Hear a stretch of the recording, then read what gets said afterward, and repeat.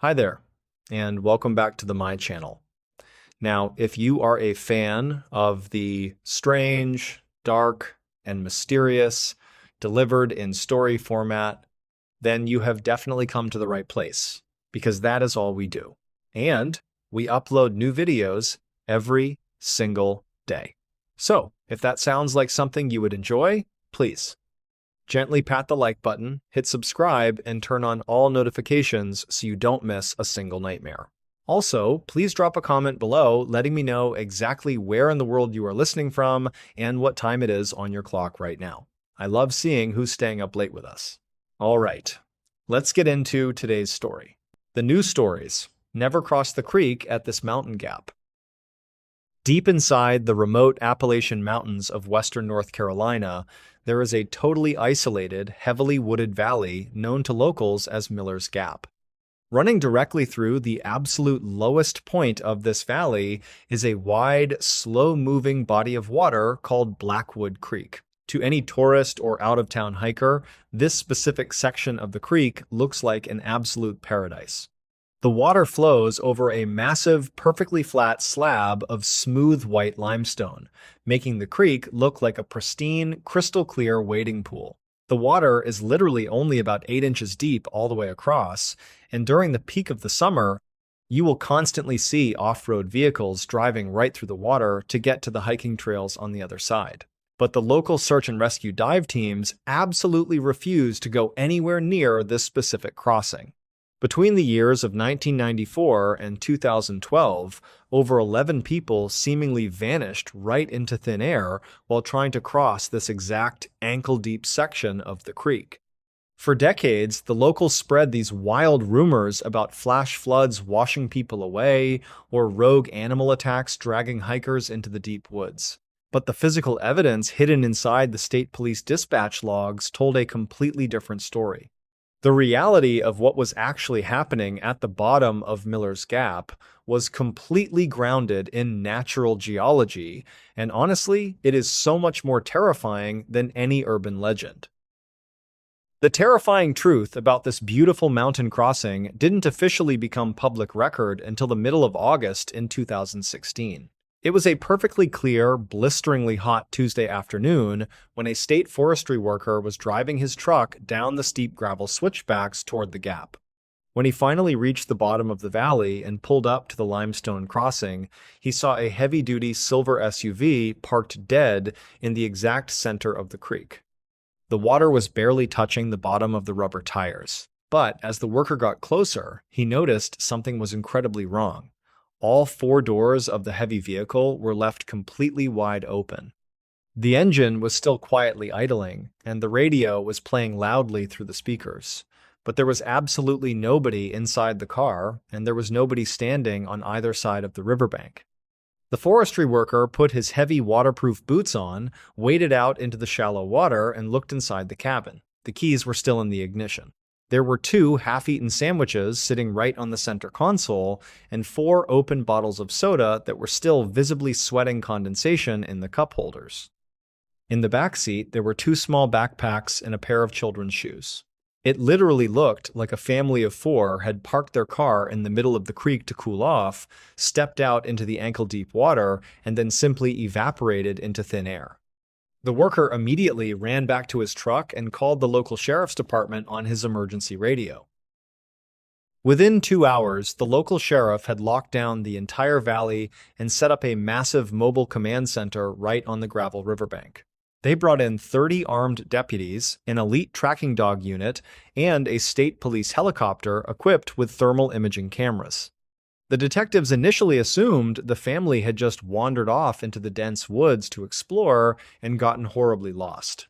But as the afternoon dragged on, the physical evidence at the scene completely contradicted that theory.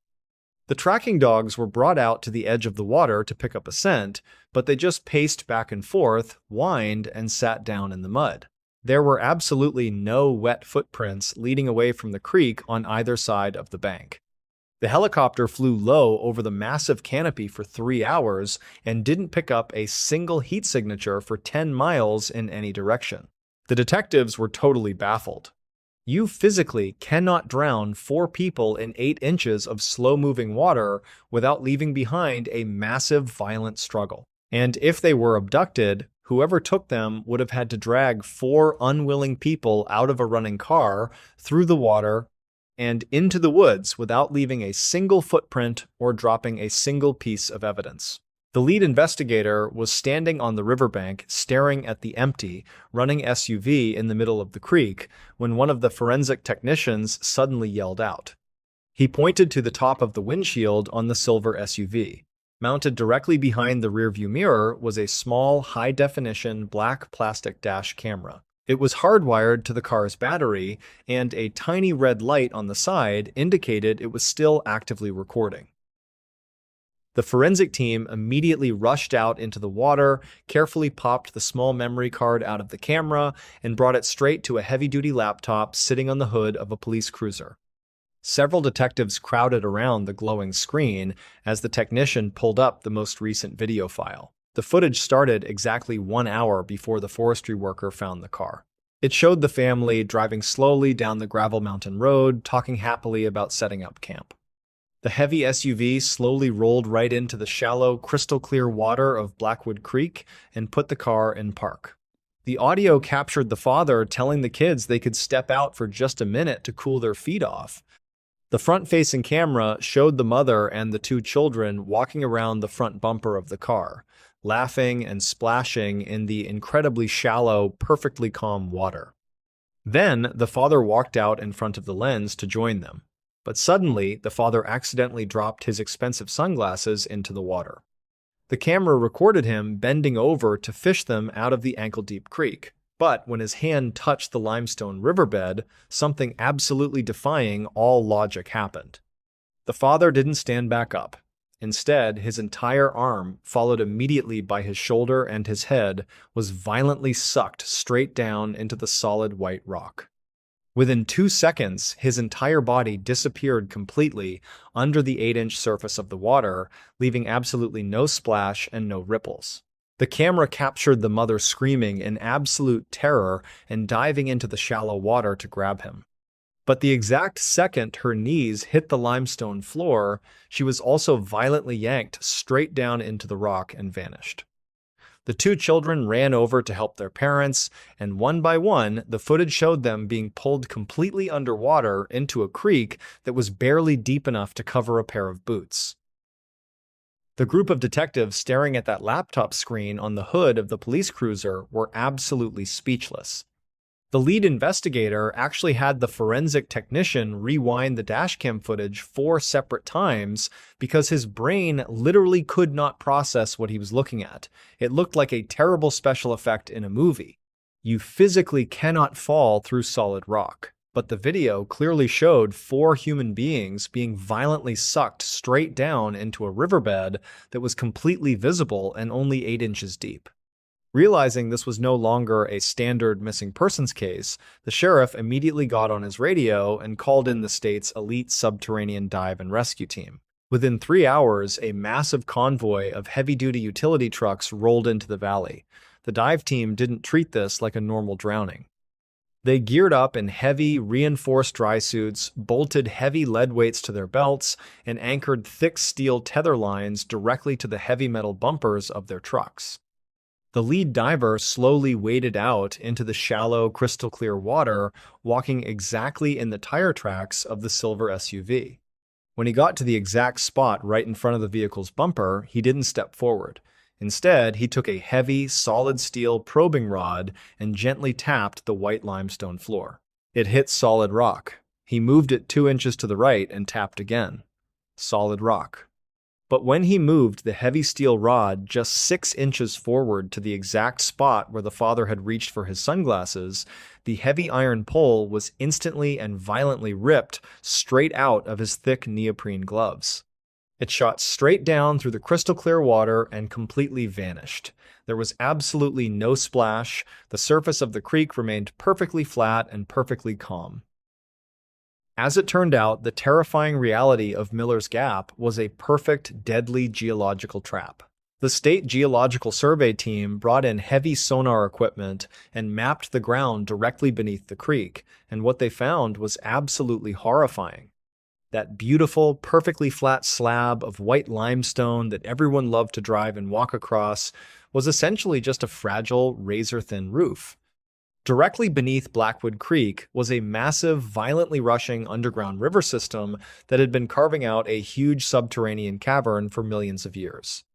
At that specific spot right in front of the SUV, the limestone roof had finally worn completely through, creating a jagged, vertical fissure about 3 feet wide. But the real terror was the optical illusion. Because the crystal clear water of the creek was rushing completely flat and smooth over the top of this hole, the natural refraction of the sunlight made the massive gap completely invisible from above. It looked exactly like the rest of the solid, safe rock bottom, but mechanically it was a death trap. The water rushing over that hidden gap was pouring straight down into the pitch-black cave system below, creating a massive, inescapable hydraulic siphon. It was literally pulling thousands of gallons of water straight down into the earth every single minute. It was basically a giant invisible vacuum hidden perfectly beneath 8 inches of totally calm, inviting water. The dive team had to secure heavy-duty motorized winches to the trees just to lower themselves into the vortex without being instantly crushed by the sheer water pressure. When they finally breached the subterranean cavern, their heavy flashlights illuminated a massive pitch-black echo chamber filled with violently churning, freezing water. The physical reality of what happened to the family was absolutely devastating. The forensic engineers calculated that the hydraulic pressure of the invisible siphon was pulling with over 800 pounds of downward force. When the father accidentally dropped his sunglasses and reached into the water to grab them, his hand broke the visual plane of the hole. The second his fingers entered the current, the vacuum instantly grabbed his arm and violently ripped his entire body down into the dark. It was so fast and so powerful that a human being literally couldn't fight it. When the mother and the children desperately reached into the water to pull him out, they were instantly grabbed by the exact same mechanical force and flushed straight down into the flooded, pitch-black underground cave system. There were absolutely no pockets of breathable air down there. They didn't stand a chance. Following the horrific recovery operation, the State Forestry Department didn't even bother putting up warning signs. They literally brought in a demolition crew, packed the white limestone shelf with heavy explosives, and completely blasted the entire crossing into massive, jagged boulders so that absolutely no one could ever walk on it again. Today, the silver SUV remains sitting in a police impound lot, and county road officials built a massive steel bridge right over the ruins of the creek. The stories. This isolated winter cabin is actually a deadly trap. The Allagash Wilderness in northern Maine is one of the most unforgiving environments in the United States. By mid-January, the temperature routinely drops to 20 below zero, and the snowdrifts can easily swallow a full-size truck. It is a place where a simple mistake, like twisting an ankle or dropping your keys in the snow, can be fatal in a matter of hours. The people who live up there respect the cold. But to outsiders, the idea of a snowed-in cabin in the deep woods sounds romantic and peaceful. In January of 2022, a 35-year-old freelance architect named Marcus Thorne was looking for exactly that kind of peace. Marcus was facing a massive deadline for a commercial design project and needed absolute silence. No emails, no phone calls, no city noise. He went online and found a listing on a secondary vacation rental site for an incredibly cheap, highly isolated A-frame cabin. The listing stated it was completely off the grid, heated by a massive cast-iron wood stove, and located 2 miles past the county plow line. You had to snowshoe in. To Marcus, it sounded like the perfect fortress of solitude. He booked it for 10 days, packed his SUV with heavy winter gear and a massive cooler of food, and drove north into the whiteout. Marcus arrived at the GPS pin on a Tuesday afternoon. The paved road simply ended at a massive wall of plowed snow. Beyond that, there was only a narrow, unbroken trail winding into the dark pine forest. He parked his truck, loaded his supplies onto a heavy plastic utility sled, strapped on his snowshoes, and began the brutal 2-mile trek. The cold was shocking. It burned his lungs with every breath. But after an hour of exhausting, sweaty work, he saw the steep black metal roof of the A-frame cutting through the trees. It looked exactly like the photos. A picturesque, rustic retreat surrounded by millions of acres of silent, frozen wilderness. He dragged his sled onto the front porch, retrieved the heavy brass key from the frozen lockbox, and pushed the front door open. The inside of the cabin was freezing, but it was clean and well stocked with split firewood. Marcus spent the first 3 hours getting the wood stove blazing, unpacking his groceries, and setting up his laptop on the heavy oak dining table. As the cabin slowly warmed up, the sun set, plunging the woods into total darkness. Marcus felt a deep sense of accomplishment. He was completely alone, miles from another human being. But as he started to settle in for his first night, he noticed a few architectural details that didn't make sense. Architects notice things that normal people overlook. It's their job to understand how a space functions. The first thing that caught Marcus's eye was the front door. When he closed it to lock up for the night, he noticed the weight. It wasn't a standard exterior wooden door. It was a solid steel security door, the kind used in commercial warehouses, but it had been wrapped in a thin wood veneer to look rustic, and the lock was entirely backwards. It was a double-cylinder deadbolt. That means there was no thumb-turn latch on the inside. To lock or unlock the door from the inside, you had to use the actual physical key. It was a massive fire hazard. If the cabin caught fire in the middle of the night, you would have to find the key in the dark just to escape. Marcus thought it was incredibly stupid, maybe just extreme paranoia from a property owner worried about bears breaking in. He left the key sitting on the kitchen counter, locked the door, and went to bed. The wind howled against the A-frame all night, but the thick walls blocked most of the sound. He slept heavily, completely unaware of what the cabin actually was. On Wednesday morning, the weather forecast on his satellite radio called for a massive nor'easter. A blizzard was rolling in off the Canadian border, promising 3 feet of fresh snow and whiteout conditions for the next 48 hours. Marcus didn't care. He had enough chopped wood and canned chili to last 2 weeks. He spent the entire morning sitting at the oak table, drafting blueprints and listening to the wind pick up outside. Around noon, he took a break to stretch his legs. He walked over to the large picture window facing the forest to watch the snow start to fall. He leaned his forehead against the cold glass. That was when he noticed the second anomaly. The window wasn't made of standard double-pane glass. When he tapped it with his knuckle, it sounded dull and heavy. It was polycarbonate. Shatterproof plexiglass. Marcus frowned and looked closer at the window frame. There were no latches on the inside to open it for a breeze. He looked through the clear plastic to the exterior frame.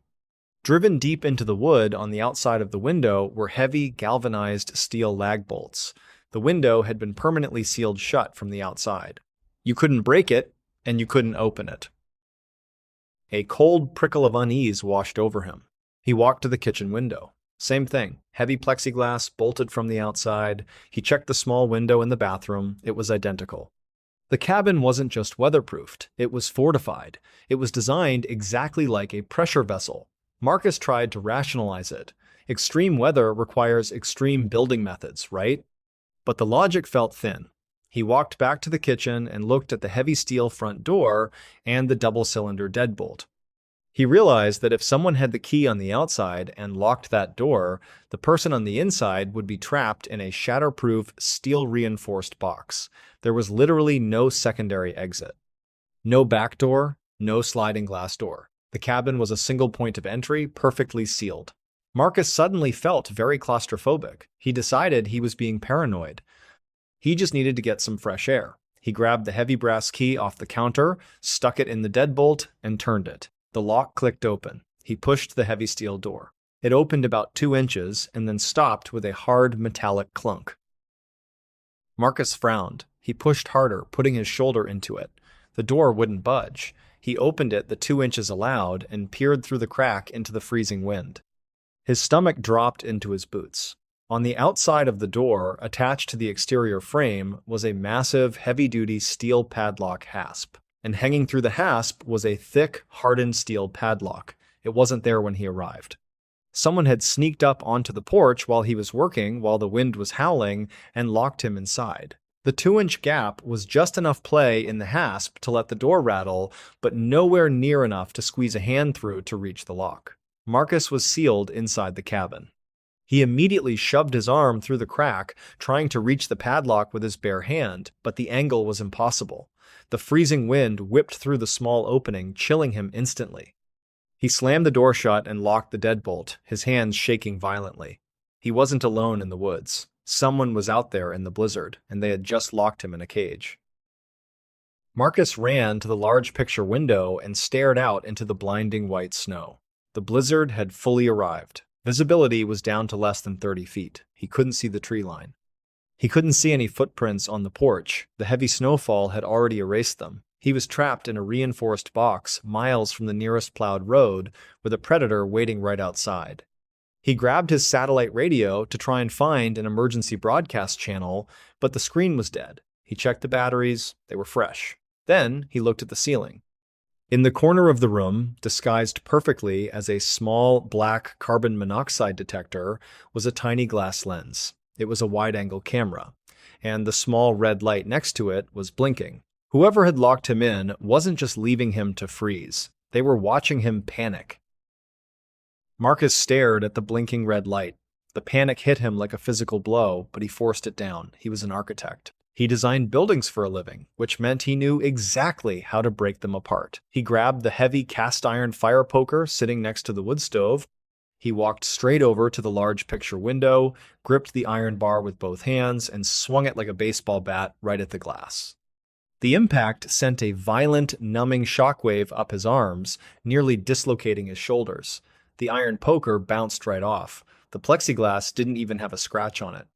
It was aerospace-grade polycarbonate, exactly the kind they use in bank teller windows to stop bullets. He swung again, aiming for the wooden frame this time. The wood splintered slightly, but the massive steel lag bolts holding the window in place on the outside didn't budge a millimeter. He was wasting his energy.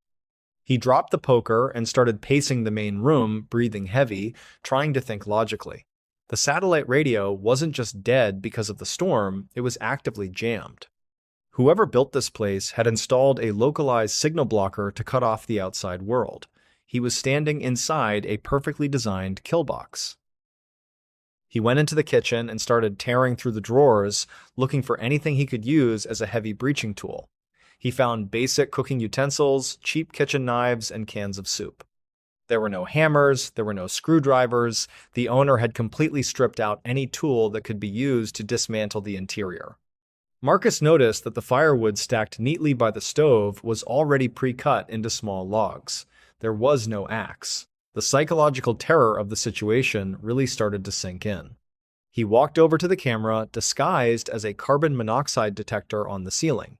He didn't try to smash it. If he broke the camera, the person watching might decide the show was over and do something drastic. Instead, he grabbed a roll of heavy duct tape from his supplies, ripped off a piece, and slapped it directly over the lens. The red light glowed dimly through the silver tape, but he was finally out of sight. That tiny act of defiance gave him a sliver of control, but he knew it wouldn't last.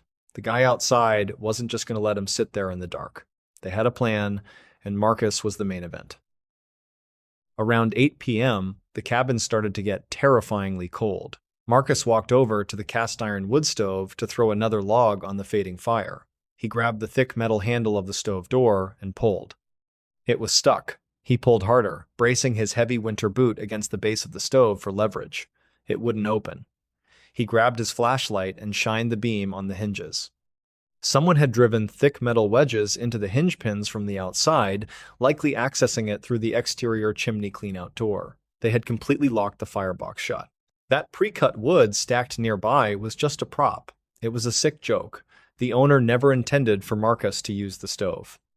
As the small fire inside slowly burned out and turned to ash, the temperature in the cabin plummeted.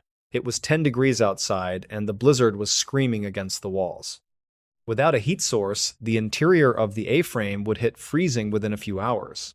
Marcus suddenly realized what the trap actually was.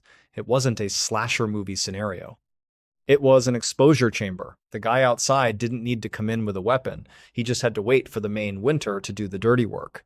The cabin was a giant freezer, and Marcus was locked inside. Marcus put on every single piece of winter clothing he had brought with him. He wore 2 pairs of long johns, thick wool pants, a heavy down parka, and 2 beanies. He wrapped himself in his extreme weather sleeping bag and sat in the dead center of the room. He couldn't stop shivering. By midnight, his breath was forming thick white clouds in the dark cabin. The silence between the howling gusts of wind was deafening. He knew that if he fell asleep, he wouldn't wake up. Hypothermia is a liar. It makes you feel warm and tired right before your organs completely shut down. He had to keep moving. He had to find a structural weakness in the cabin. He forced himself to stand up. He grabbed the heavy fire poker again and began tapping it against the wooden floorboards, listening to the pitch of the wood. He moved methodically across the living room, tapping and listening. Thud, thud, thud. Then, right in front of the kitchen sink, the sound changed entirely. It went from a dull, solid thud to a sharp, hollow echo. The space underneath that specific floorboard was completely empty. He dropped to his knees and shined his flashlight on the wood. There were no nail heads. The board was friction-fitted. He wedged the tip of a kitchen knife into the seam and pried upward with all his remaining strength. The floorboard popped loose. Marcus pulled it aside, revealing a dark, narrow crawl space between the floor joists. But it wasn't just dirt underneath the cabin. He shined his light down into the hole and saw a smooth, poured concrete subfloor. Lying right there on the concrete, neatly arranged in a perfect row, were 3 driver's licenses and a collection of expensive watches. Marcus reached down with a trembling hand and pulled the IDs up. They belonged to 3 different men from 3 different states. The issue dates were all within the last 4 years. This wasn't the first time the cabin had been rented out to a solo traveler looking for a quiet retreat.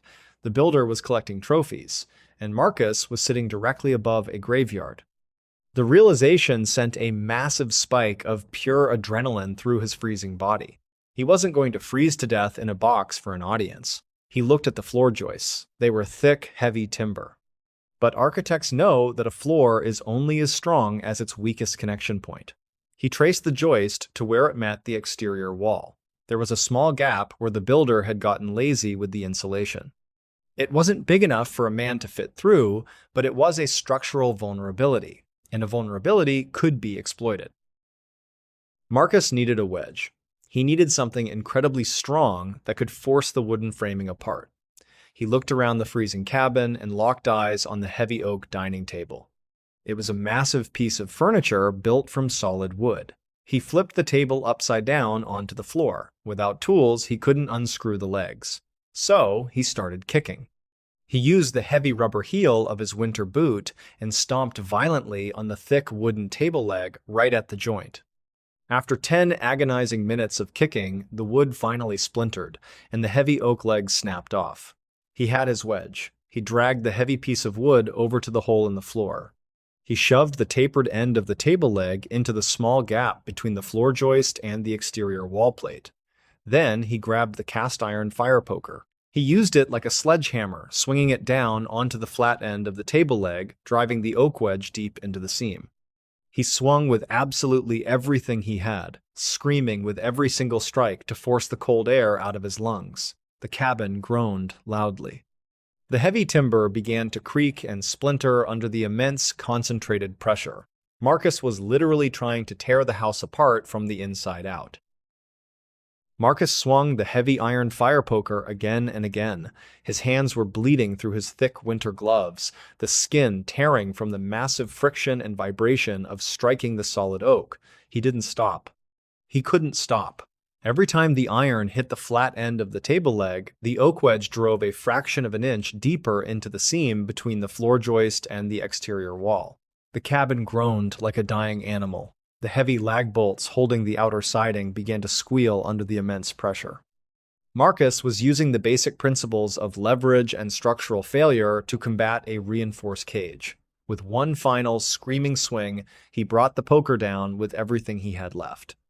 A massive, deafening crack echoed through the freezing room. The exterior wall plate split straight down the middle. The heavy timber sheared away, taking a large section of the exterior plywood and cedar siding with it. A blast of sub-zero wind and blinding white snow instantly exploded into the crawl space, hitting Marcus right in the face. He had done it. He had breached the kill box.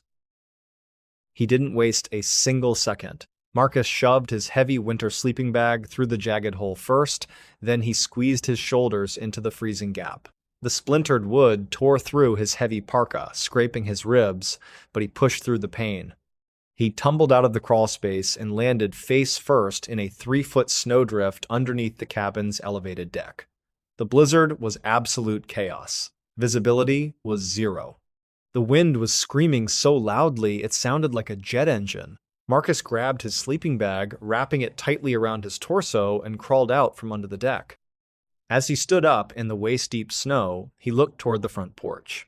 Barely visible through the whiteout, standing completely still about 20 feet away, was a man. The guy was wearing a heavy white camouflage hunting suit and a thick neoprene face mask. He was holding a high-powered hunting rifle, and he was staring directly at the heavy steel front door. He was just waiting for Marcus to eventually break down and start pounding on the metal, begging to be let out. The storm was so loud, and the man was so focused on the door, that he had no idea Marcus had just ripped a hole in the back of the cabin. Marcus didn't yell. He didn't try to fight. He just turned his back on the cabin and stepped into the blinding storm. He used his deep footprints from yesterday as a rough guide, letting the natural slope of the terrain steer him toward the main access road. It was the hardest physical challenge of his life. He was wading through chest-high snowdrifts, completely blind, his core temperature dropping to critical levels. The only thing keeping him alive was pure, unadulterated terror. He knew that if the man on the porch checked the camera feed or walked around the back of the cabin, the hunt would begin. Marcus hiked for 5 agonizing hours. His legs felt like lead blocks. He was hallucinating from the cold, seeing phantom lights in the trees. Just as his body completely gave out and he collapsed into the snow, a massive, vibrating rumble shook the ground beneath him. It was a county snowplow running the early morning graveyard shift to clear the main road. The driver saw a bright orange patch of Marcus's sleeping bag sticking out of a snowbank. He slammed on the brakes, dragged Marcus into the heated cab, and immediately radioed for a medical evac. When Marcus woke up in the regional hospital 2 days later, his fingers and toes were severely frostbitten, but he was alive.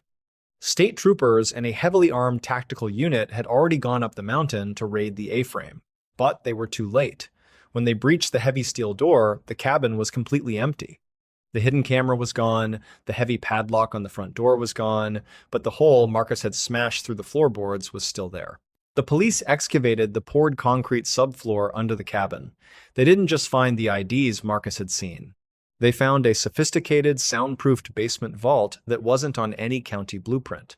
Inside the vault were the frozen remains of 3 men. They had all been reported missing over the last 4 years after taking solo winter camping trips. The owner of the cabin had never intended to provide a peaceful vacation rental. He was running a highly organized hunting blind for humans.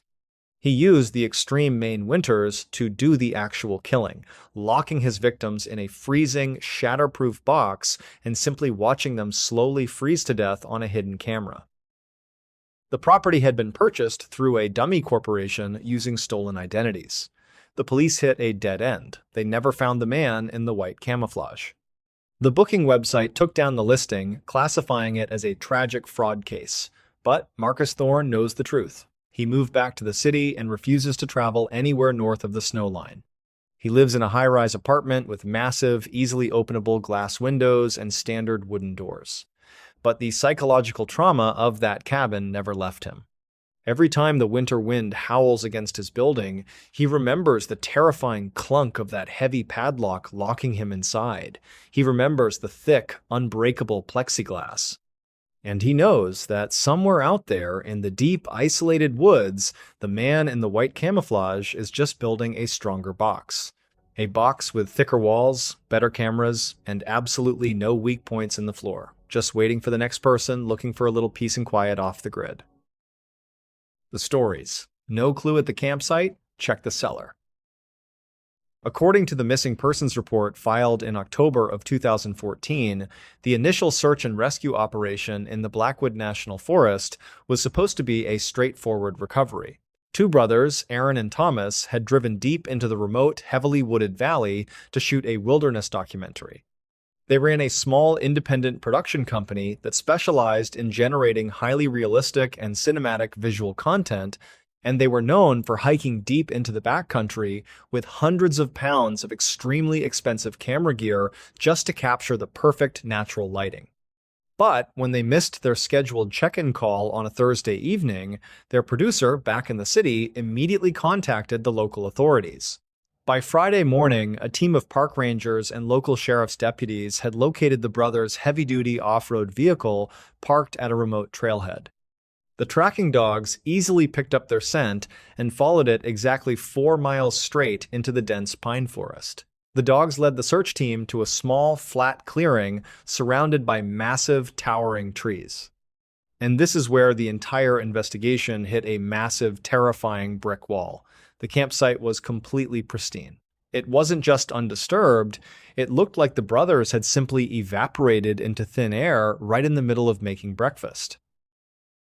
The crime scene photographs taken by the responding deputies showed a scene that literally made absolutely no logical sense. Their 2 heavy canvas tents were fully set up and perfectly secured against the wind. Inside, the sleeping bags were neatly rolled out, and their spare clothes were still folded inside their waterproof duffel bags. In the center of the camp, there was a cold fire pit with a cast-iron skillet sitting right on the metal grate. Inside the skillet were 2 pieces of half-cooked bacon preserved by the freezing overnight temperatures. But the most baffling detail of the entire scene was the camera equipment. Aaron and Thomas were absolute perfectionists when it came to their cinematic setups. Right on the edge of the clearing, pointed out toward a distant mountain ridge, was a massive $50,000 digital cinema camera mounted to a heavy fluid head tripod. It was hooked up to an external battery rig, and a protective weather hood was securely strapped over the lens. The power was still flipped on, though the battery was completely dead. To the investigators, this meant whatever happened to the brothers happened incredibly fast, and it happened in broad daylight.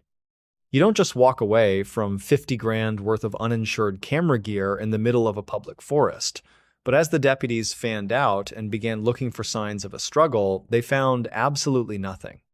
There was no blood on the foliage, no dragged footprints in the mud, no torn clothing, and 0 signs of a wild animal attack. The ground was just a bed of undisturbed, soft pine needles. It was as if Aaron and Thomas had literally just stepped out of reality.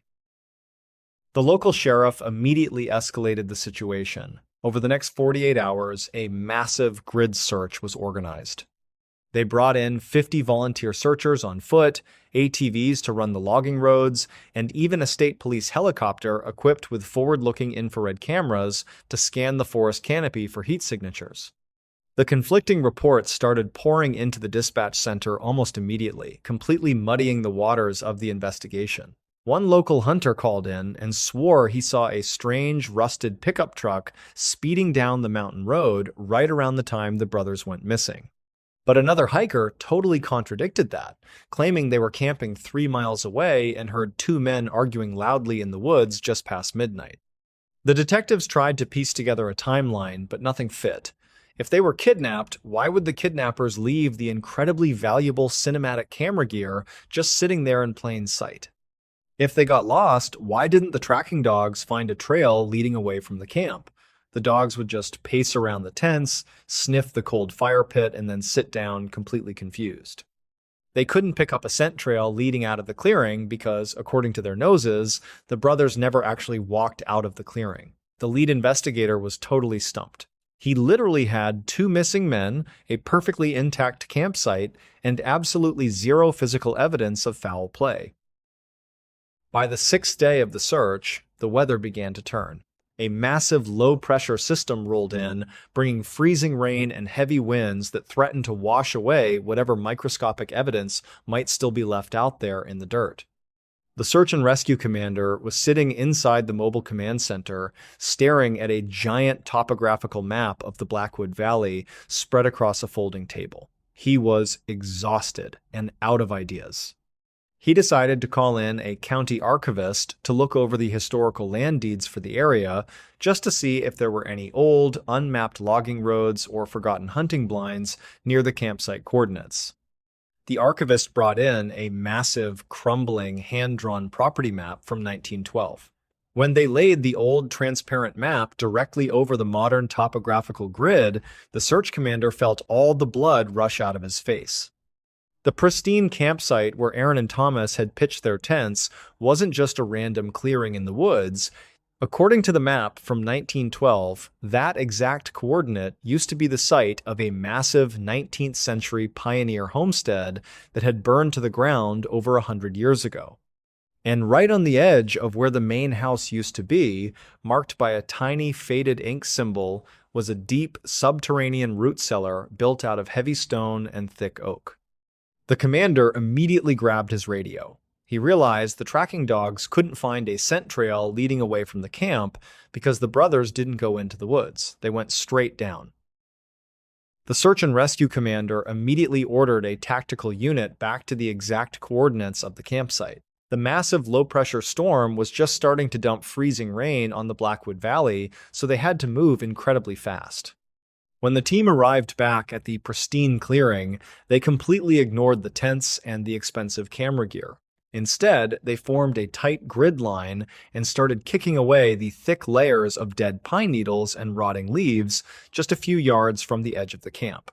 After about 20 minutes of frantic digging, one of the deputies struck something solid with his heavy leather boot.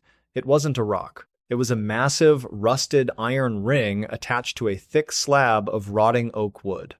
As they cleared away a century of dirt and overgrowth, they uncovered a set of heavy, horizontal cellar doors that were built completely flush with the ground. But the terrifying detail was that one of the wooden doors had a massive, jagged hole smashed right through the center of it.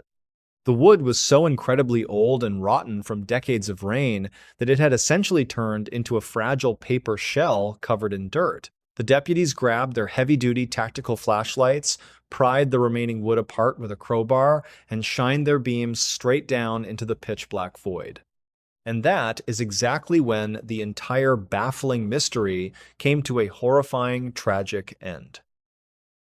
The flashlight beams cut through the thick, musty air and illuminated a massive hand-laid stone root cellar that went down a staggering 20 feet into the earth. It was basically a subterranean concrete cylinder, originally designed back in the 1800s to store meat and root vegetables through the brutal winter months. And lying right there on the hard-packed dirt floor at the absolute bottom of the pit were Aaron and Thomas. The search and rescue team immediately rigged up a rope pulley system and lowered 2 medics down into the dark. But it was far too late. Both brothers were deceased. But the county coroner's report later revealed a sequence of events that was honestly more agonizing than any wild animal attack or kidnapping. The autopsies proved that neither man died on impact. Because the cellar was essentially a giant echo chamber trapped beneath 3 feet of solid earth, the acoustics were completely deadened to the outside world. The medics noted frantic, bloody scratch marks running halfway up the smooth cobblestone walls, showing exactly how desperately the brothers had tried to claw their way back up to the surface. But the walls were perfectly sheer and completely covered in slick, freezing condensation. They were effectively trapped at the bottom of a 20-foot stone well in total, absolute darkness, with absolutely no way to climb out. The investigators were initially incredibly confused about how both men managed to fall in, but the answer to that question was actually found right inside Thomas's jacket pocket. While their massive $50,000 primary cinema camera was left sitting safely up on the tripod, Thomas had taken a smaller, handheld digital camera down into the pit with him.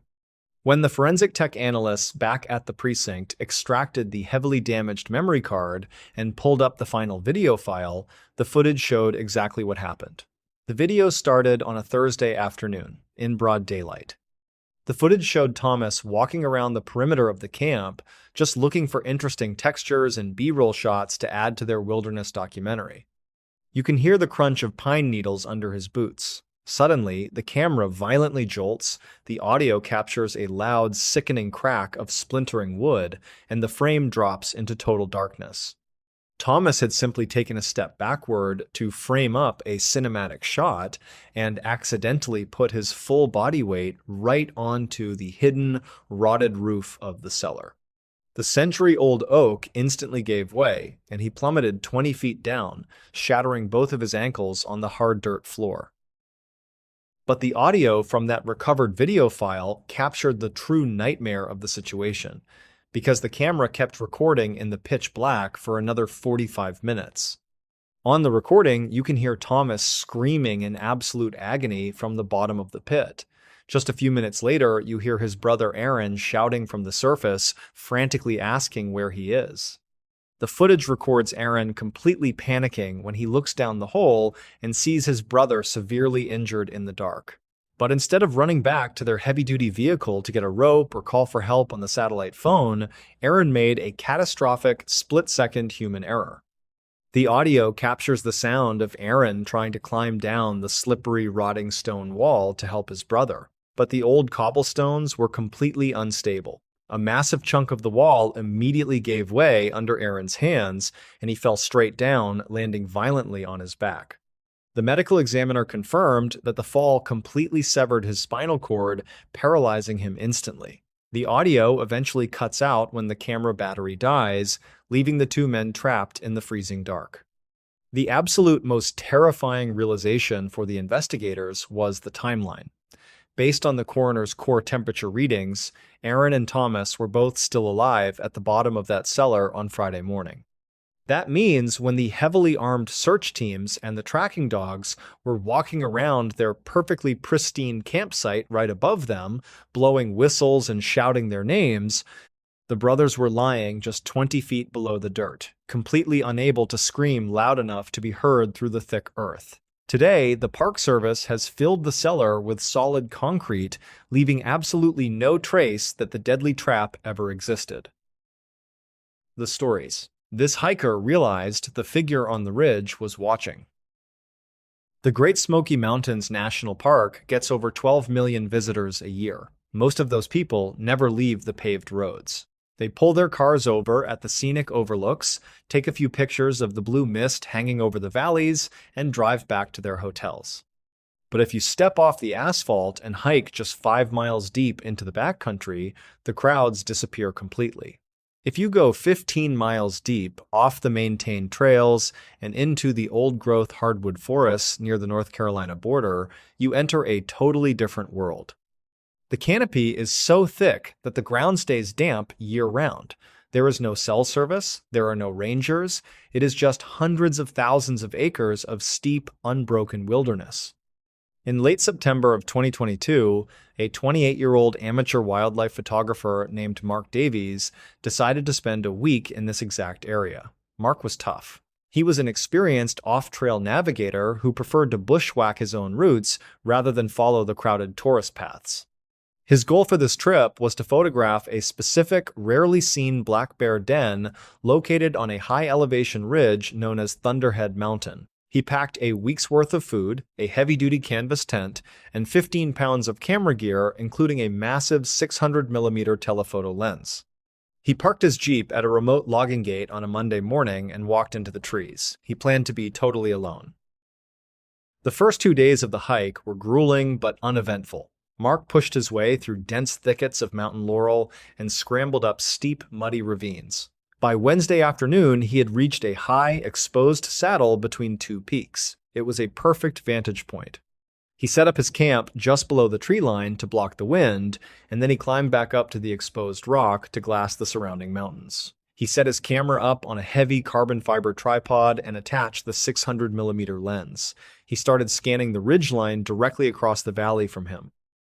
That ridge was about 2 miles away, separated from his position by a sheer drop and a river gorge. As he swept the lens slowly from left to right, looking for movement in the brush, he stopped.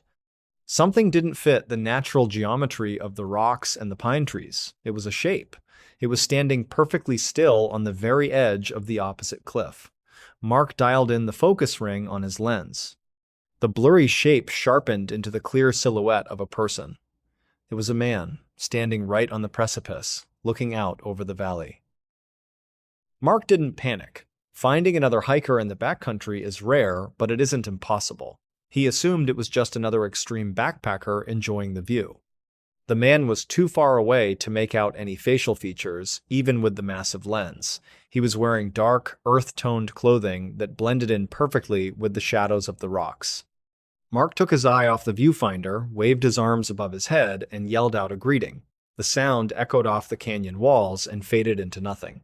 The distance was too great. The wind was too loud. Mark looked back through the camera. The figure hadn't moved. He hadn't waved back.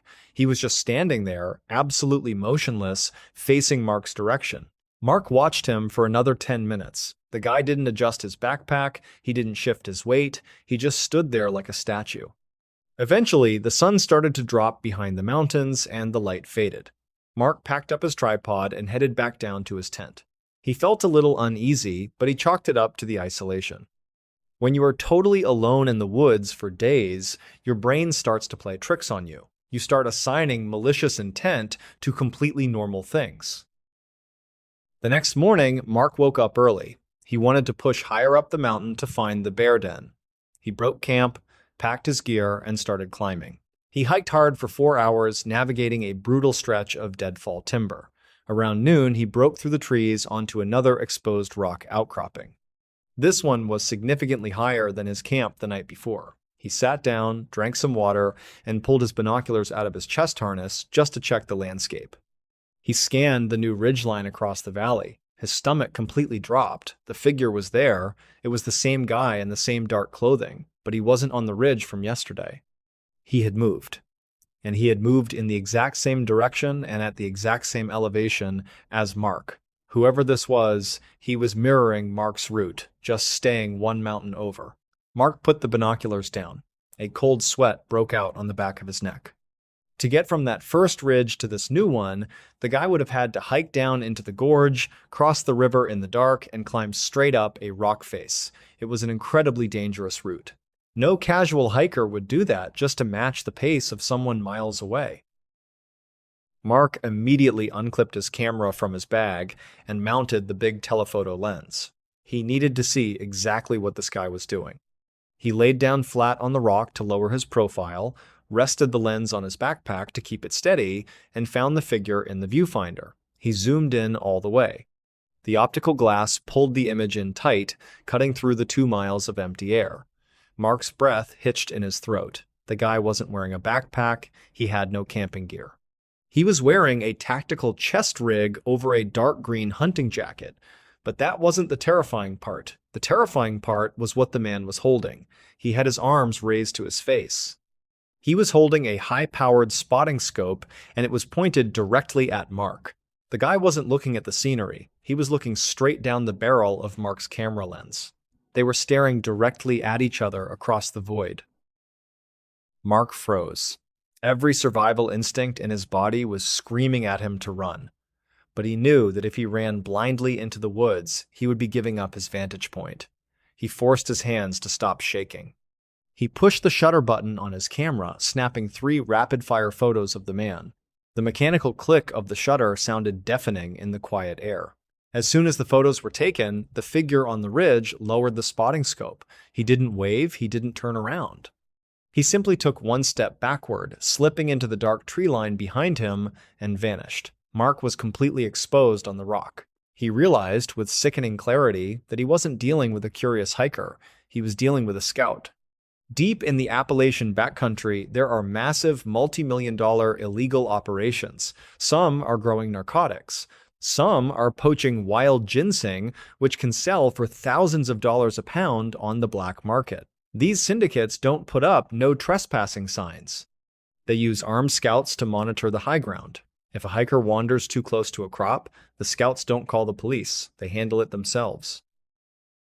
Mark knew he had to get off the mountain. His original plan was to hike a loop that would take 3 more days. That plan was dead. He needed to take the most direct route straight down the fall line, back to the logging road where he parked his Jeep. He threw his camera into his pack, didn't bother to secure the straps, and bolted for the tree line. He was moving fast, careless, and loud, crashing through the underbrush. He didn't care about the noise anymore. He just needed to put distance between himself and that ridge. He hiked at a brutal pace for 6 hours, tearing his clothes on briars and twisting his ankles on hidden rocks. As the sun began to set, he reached the bottom of the valley. He was in a deep hollow, surrounded by massive hemlock trees. It was already pitch black under the canopy. He knew he couldn't navigate the river crossing in the dark. He had to stop and wait for morning. But he absolutely refused to set up his tent. A tent is a visual target. Instead, he found a massive uprooted oak tree and crawled into the dirt cavity beneath its roots. He pulled his sleeping bag over him, keeping his boots on and his bear spray in his hand. He didn't eat. He didn't turn on his headlamp. He just lay there in the dark, listening to the absolute silence of the forest. The darkness in the deep hollows of the Smoky Mountains is absolute. Once the sun dips behind the ridge, the thick canopy blocks out the moonlight, plunging the forest floor into a pitch-black void. Mark lay curled in a fetal position beneath the massive root system of the fallen oak tree. He was buried in damp earth and decaying leaves. The smell of rot and wet soil filled his nose. The temperature dropped into the low 40s, and his sweat-soaked base layers clung to his skin like ice. He didn't move. He barely breathed. Every sound in the forest was amplified by his surging adrenaline. A snapping twig sounded like a gunshot. The rustle of a squirrel sounded like a man walking. For the first 4 hours, he just listened to the natural, ambient noise of the woods. He started to convince himself that he had overreacted. He tried to rationalize that the man with the spotting scope was just a weirdo, maybe an extreme hunter scouting for bear season. But at 2 a.m., the natural sounds of the forest were cut short by something entirely artificial. It was a sharp, brief burst of static, a radio squawk. It came from the ridge he had just run down. Mark peered through the tangled web of oak roots. Across the hollow, high up on the slope he had descended hours ago, a light cut through the trees. It wasn't the bright white beam of a standard headlamp. It was a dull crimson red. Tactical red lights are used by the military and hunters to preserve night vision and avoid casting long, visible beams over great distances. The red light swept slowly across the forest floor in a methodical, sweeping pattern. Then a second red light appeared about 50 yards to the left of the first one. They were moving in tandem. They were sweeping the valley in a grid. They knew exactly which drainage basin he had fled into, and they were actively hunting him. Mark's blood ran cold. He realized how incredibly lucky he was that he hadn't pitched his tent. A nylon tent, even a dark green one, would reflect that red light like a beacon. By burying himself in the dirt under a dead tree, he had effectively camouflaged his thermal and visual signature. The red lights moved closer. They were descending the steep slope with terrifying speed and coordination. These weren't lost hikers. They were moving through the treacherous, deadfall-choked terrain in the pitch black with practiced ease. One of the searchers reached the bottom of the hollow, passing within 20 feet of Mark's hiding spot. Mark could hear the heavy, rhythmic crunch of his boots on the gravel. He could hear the nylon of his jacket swishing with every step. The guy stopped. He shined the red light directly at the massive root system of the fallen oak. Mark closed his eyes tightly so the moisture in his eyes wouldn't reflect the light. He gripped his bear spray in his right hand, his thumb trembling on the trigger mechanism. The safety was off.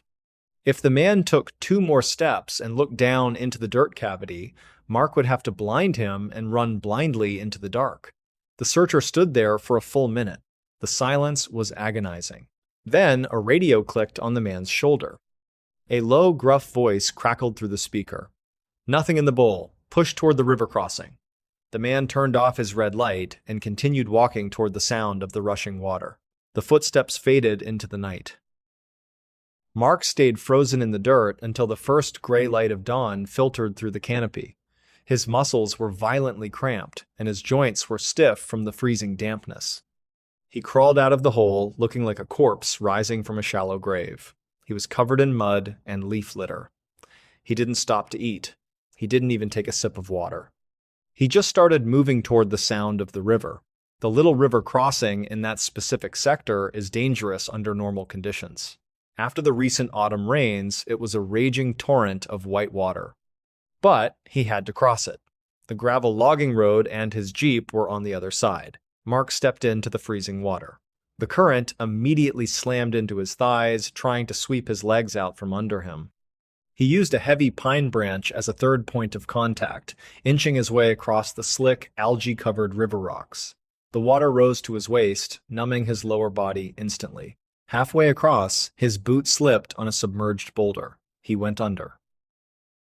The 60-pound backpack acted like an anchor, dragging him beneath the foaming surface. He fought the current wildly, swallowing mouthfuls of icy water, thrashing his arms until his fingers scraped against a jagged rock. He hauled himself out of the main current and dragged his body onto the far bank. He collapsed in the mud, gasping for air, violently shivering. He was soaked to the bone and rapidly entering the early stages of hypothermia, but he was across. The logging road was only a mile away. He forced himself to stand. His mind was becoming sluggish from the cold, but pure, unadulterated terror kept his legs pumping. He bushwhacked through the final stretch of dense rhododendrons, his clothes tearing on the sharp branches. Finally, he broke through the tree line and saw the flat, gray surface of the gravel logging road. He could have cried. He turned south, power walking toward the rusted metal gate where he had parked his Jeep on Monday morning. As he rounded the final bend in the road, he saw the gate. His Jeep was exactly where he left it, but it wasn't alone. Parked horizontally across the narrow gravel road, completely blocking the exit, was a beat-up, dark gray Ford F-250. The truck had no license plates. Its windows were heavily tinted. There were two men leaning against the tailgate, drinking coffee from a thermos. They were wearing standard Carhartt jackets and jeans, blending in perfectly with the local rural population. But the man on the right wasn't holding a coffee cup. He was holding a scoped hunting rifle, resting the butt of the stock casually on his hip. They were looking straight down the road, waiting for him. Mark ducked back into the tree line before they could spot him. His heart hammered in his chest. The men on the ridge hadn't just been searching the woods. They had radioed down to the road crew. The entire area was locked down. He was trapped behind enemy lines, and the gate was heavily guarded. Mark slowly backed away into the dense rhododendrons. He didn't snap a single twig. He didn't breathe. He realized with absolute certainty that his Jeep was bait. If he stepped out onto that gravel road, the man with the rifle wouldn't ask questions. They weren't there to intimidate him. They were there to make sure he never left the woods with the photos on his camera. Mark had to abandon his vehicle. It was a terrifying decision. Leaving his truck meant committing to an unknown, brutal overland hike with no food, soaking wet clothes, and creeping hypothermia. But staying meant dying. He turned his back on the logging road and began to bushwhack parallel to it, staying about 200 yards deep in the tree line. The terrain was a nightmare of deadfall and briar patches. He couldn't use the cleared path. He had to fight for every single inch of ground. He hiked like a ghost for 8 straight hours. His boots were filled with freezing river water. His hands were bleeding from tearing through thorny vines. He ignored the pain. Fear is an incredibly effective fuel. Sometime around 4 in the afternoon, the dense canopy finally broke. The ground leveled out, and the crunch of dead leaves was replaced by the low, steady hum of highway traffic. Mark had reached Route 321, a major paved highway that skirts the edge of the national park. He stumbled out of the tree line and collapsed onto the asphalt shoulder. He looked like a wild animal. He was covered in black mud, his clothes were shredded, and his lips were blue from the cold. A passing commercial delivery truck slammed on its brakes, the air horns blaring. The driver, a man in his 50s, jumped out and ran over to Mark. He didn't ask what happened. He took one look at Mark's violently shivering body, threw him into the heated cab of the truck, and locked the doors. Mark couldn't speak. His jaw was locked tight from the cold. He just pointed frantically at his chest harness where his camera was still tightly secured. The driver drove straight past the local county sheriff's dispatch. Mark managed to croak out a single sentence, begging the driver to take him to the regional FBI field office in Knoxville. He knew that if a cartel or a highly organized syndicate was operating this brazenly in the county, The local law enforcement might be compromised. He wasn't taking any chances with his life or his footage. When Mark finally sat in the sterile, brightly lit interview room at the FBI field office, he handed over his SD card. A senior tactical agent and a digital forensics tech pulled up the raw image files on a massive wall monitor. They clicked on the 3 rapid-fire photos Mark had taken of the man on the ridge.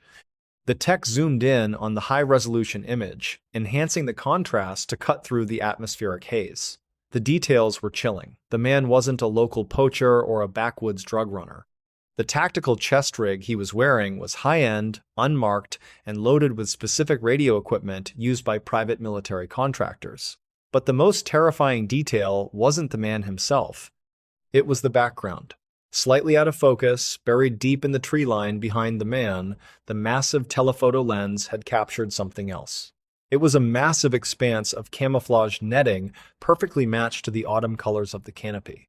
And beneath that netting were the distinct geometric lines of industrial ventilation units and heavy generator exhaust pipes. Mark hadn't just photographed a scout. He had inadvertently captured the perimeter defense of a massive subterranean fentanyl processing laboratory built entirely off the grid deep inside the national park. The response from the federal government was swift and overwhelming. 3 days later, a joint task force of DEA agents and FBI tactical teams raided the Thunderhead Mountain ridgeline.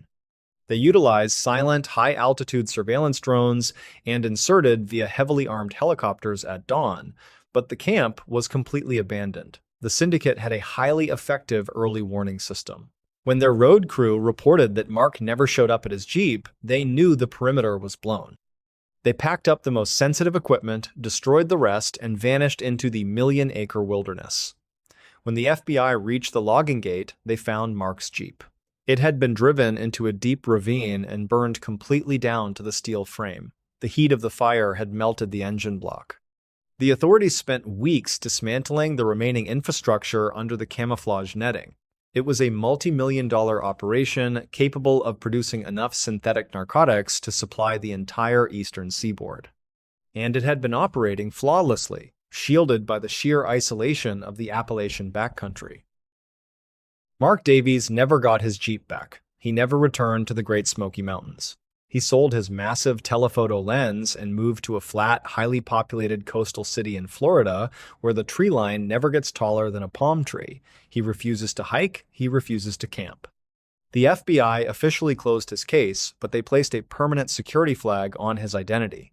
The agents told him that syndicates with that level of funding and military-grade security do not forgive loose ends. They adapt, and they hold grudges. Mark lives in a secure apartment building with keycard access and cameras on every floor, but on quiet nights, when the wind rattles his windows, he still checks the locks. He remembers the cold, glass eye of that spotting scope staring at him across a 2-mile void. He remembers the mechanical click of the shutter. And he knows that somewhere out there, the man in the dark green jacket is still watching the tree line, waiting for someone else to wander too far off the trail.